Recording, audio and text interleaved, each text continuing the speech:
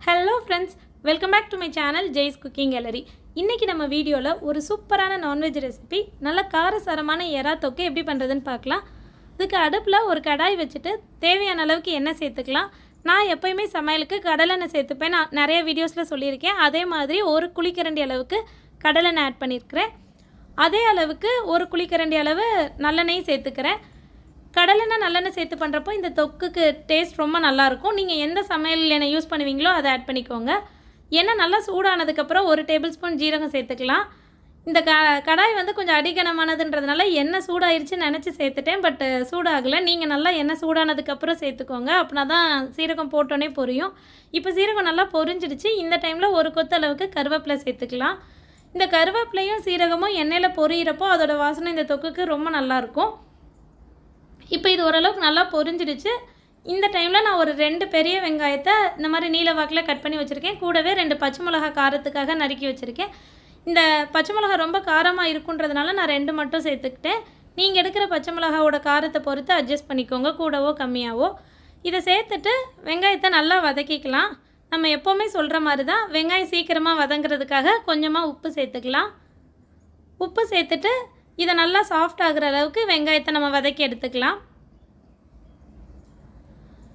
வெங்காயம் ஓரளவுக்கு சாஃப்டாக வதங்கினதுக்கப்புறம் அதில் 1 டேபிள் ஸ்பூன் அளவுக்கு இஞ்சி பூண்டு பேஸ்ட்டு சேர்த்து இஞ்சி பூண்டோட பச்சை வாசனை போகிற அளவுக்கு இதையும் நல்லா நம்ம வதக்கி எடுத்துக்கலாம்.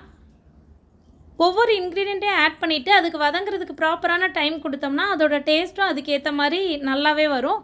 பாருங்கள், இஞ்சி பூண்டு நல்லா பச்சை வாசனை போய் நல்லா வதங்கிடுச்சு. இந்த டைமில் ஒரு 2 சின்ன சைஸ் தக்காளி நல்லா பழுத்த பழமாக கட் பண்ணி எடுத்து வச்சுருக்கேன் நீல வாக்கில். அதையும் இதில் சேர்த்துட்டு தக்காளி நல்லா குழைய வேகிற அளவுக்கு வதக்கி எடுத்துக்கலாம். நம்ம போட்டிருக்கதே தெரியாத அளவுக்கு இந்த மாதிரி தொக்கு கன்சிஸ்டன்சிக்கு இப்படி இருந்தால் இந்த அளவுக்கு வதக்கினா தான் நல்லாயிருக்கும். ஸோ வெங்காயமும் தக்காளியும் நல்லா வதங்கிடுச்சு. இப்போ நம்ம மசாலாலாம் ஆட் பண்ணிக்கலாம். மசாலாவே நம்ம 2 ஸ்டேஜஸ் ஸ்ப்ளிட் பண்ணி சேர்த்துக்க போகிறோம். ஃபஸ்ட்டு இந்த ஸ்பூனில் தான் நான் எல்லாமே ஆட் பண்ணுறேன். 1.5 ஸ்பூன் அளவுக்கு மல்லித்தூள் சேர்த்துக்கலாம். நான் காஷ்மீரி ரெட் சில்லி பவுடர் சேர்த்துக்கிட்டேன். அதனால் 2 டேபிள் ஸ்பூன் ஆட் பண்ணியிருக்கிறேன்.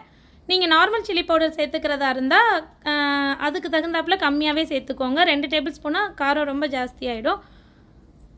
இப்போ இதை போட்டு ஒரு 2 நிமிஷம் இந்த மாதிரி நல்லா வதக்கினதுக்கப்புறமா நம்ம க்ளீன் பண்ணி வச்சுருக்குறோம்ல எறா, அதை வந்து நல்லா மஞ்சள் போட்டு இந்த மாதிரி க்ளீன் பண்ணி வச்சுருக்கிறேன், மேரினேட் பண்ணி.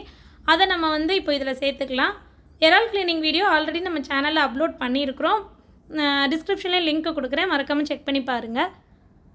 இப்போது இந்த மசாலாவோட இந்த இறால் நல்லா மிக்ஸ் ஆகிற அளவுக்கு இதை நம்ம அந்த தொக்கு மாதிரி ரெடி பண்ணி வச்சுருக்கிற மசாலா எல்லாமே இதில் கோட் ஆகிற மாதிரி நல்லா மிக்ஸ் பண்ணிக்கலாம். இறால் வேகிறதுக்கு ரொம்பலாம் டைம் எடுக்காது. 15 மினிட்ஸ்லேயே நல்லா ரெடி ஆயிரும். இப்போ இந்த மசாலா எல்லாம் நல்லா கோட் ஆகிடுச்சு. இந்த டைமில் ஒரு சின்ன நெல்லிக்காய் சைஸ் அளவுக்கு புளி கரைச்சி எடுத்து வச்சுருக்கேன். ரொம்ப தண்ணி சேர்க்கலை. அந்த புளி தண்ணியை இதில் நம்ம ஆட் பண்ணிக்கலாம். நம்ம தக்காளியும் சேர்த்துருக்கோம். ஸோ புளிப்பு பார்த்து அட்ஜஸ்ட் பண்ணி சேர்த்துக்கோங்க. இந்த புளி தண்ணி சேர்த்துட்டு அதையும் நல்லா போட்டு இதில் மிக்ஸ் பண்ணிட்டு ஒரு நிமிஷம் வதக்கிக்கலாம். அப்படின்றப்போ அந்த இறாலில் வந்து புளிப்பு உப்பு காரம் எல்லாம் நல்லா பிடிச்சிருக்கும். ஒரு நிமிஷம் வதக்கினதுக்கப்புறமா கொஞ்சமாக நான் தண்ணி சேர்த்துக்கிறேன். உங்களுக்கு தொக்கு அந்த கிரேவி கன்சிஸ்டன்சி எவ்வளோக்கு வேணுமோ அது மாதிரி சேர்த்துக்கோங்க. பட் தண்ணி ஜாஸ்தி சேர்க்க வேண்டாம். ஏன்னா இறாலும் தண்ணி விட்டு வேகிறப்போ. ஸோ கொஞ்சமாக நம்ம தண்ணி சேர்த்துக்கிட்டாலே அது தண்ணி விட்டு வேகிறப்போ நான் உங்களுக்கு காட்டுறேன் எந்த அளவுக்கு வரும்ன்ட்டு. பாருங்கள், இப்போ அதுலேருந்து தண்ணி விட்டு வெந்ததில் இந்த அளவுக்கு இருக்குது. இந்த கன்சிஸ்டன்சி கரெக்டாக இருக்கும். ஸோ 1/4 கப் அளவுக்கு தண்ணி சேர்த்துக்கோங்க, அதுவே போதும். இப்போவே இறால் ஓரளவுக்கு நல்லா சுருண்டு வேக ஆரம்பிச்சிருச்சு. இந்த ஸ்டேஜில் நம்ம வந்து 1/2 டீஸ்பூன் அளவுக்கு கரம் மசாலா சேர்த்துக்கலாம். 1/2 டீஸ்பூன் அளவுக்கு சீரகத்தூள். பெப்பர் வந்து நான் 1 டீஸ்பூன் அளவுக்கு சேர்த்துக்கிறேன். உங்களுக்கு காரம் ஜாஸ்தி வேண்டாம் அப்படின்னா பெப்பரையும் 1/2 டீஸ்பூன் அந்த மாதிரி கம்மியாகவே சேர்த்துக்கோங்க. சேர்த்துட்டு இது வந்து லாஸ்ட்டாக தான் நம்ம சேர்த்துக்கணும். அப்படின்னா தான் அதோட அந்த ஸ்மெல்லு அந்த டேஸ்ட் எல்லாமே இதுக்கு ஒரு நல்ல ஃப்ளேவர் கொடுக்கும். நீங்கள் ஃபஸ்ட்டே போட்டு வதக்கிறத விட இறக்க போகிற டைமில் இந்த மாதிரி லாஸ்ட்டாக ஒரு 10 மினிட்ஸ் 5 மினிட்ஸ் இருக்கிறப்போ சேர்த்துக்கிட்டப்போ நல்லாயிருக்கும்.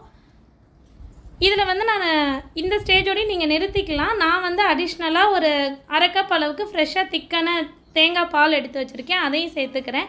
அப்போ இன்னும் கொஞ்சம் ரிச் டேஸ்ட்டாக இருக்கும். இது உங்களுக்கு வேண்டான்னு நினச்சிங்கன்னா அந்த தேங்காய் பால் சேர்க்குறதுக்கு முன்னாடியே நீங்கள் ஒரு 5 மினிட்ஸ் மட்டும் அதை குக் பண்ணிவிட்டு அதோட நிறுத்திக்கலாம்.